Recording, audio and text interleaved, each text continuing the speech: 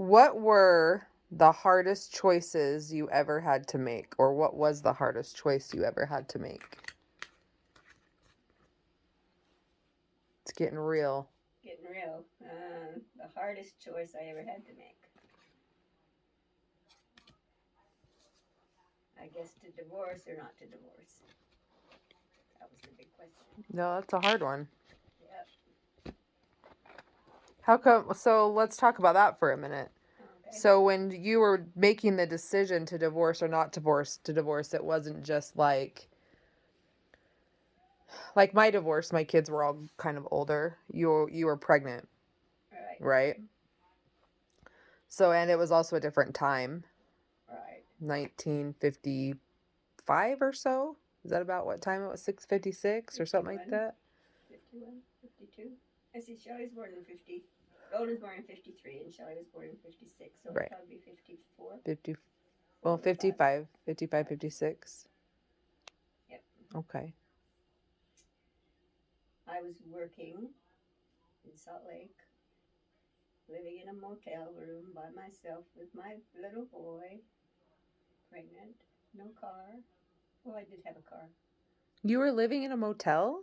Well, it was a motel complex apartment thing, yeah.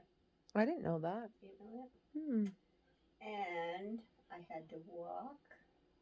I didn't have a car. You did not have a car. I do know that you had to take the bus because we've talked about that Yeah, before. I took the bus. And you said you were pregnant with Shelly, going through this hard decision, and you were throwing up on the way to the bus On the way to the station bus station. because you That's had with morning Cloverleaf sickness. Dairy. In Oh, you worked for Cloverleaf. Cloverleaf Dairy. I was the switchboard operator.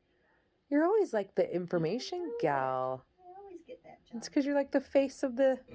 You're the face of the company. I guess.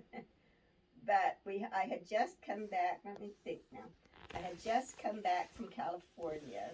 I had gone to California when I found out that I was pregnant. Then I came back. But I'd gone to California with Carol to live there, and I was working at the Pantages Theater.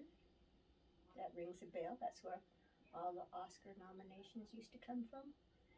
And I would walk down to catch the bus to go to Johnson, Carvel, and Murphy. That's where I worked. And I've always been to look them up and see if that's still a company. Period. Next question.